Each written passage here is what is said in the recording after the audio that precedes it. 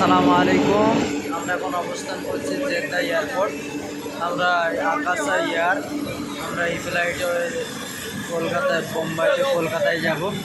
বোম্বাইয়ে ভায়া হয়ে যাবে। সকলের কাছে নিরাপদ সফরের দোয়া চাইছি। আল্লাহ আমাদের সকলকে নিরাপদে পৌঁছে দেন। আমরা যে ফ্লাইট উঠবো ওটাও আকাশা, অনেক বড় ফ্লাইট, এবং ও সাইডে যে ফ্লাইটটা ওটাও আকাশা এয়ার।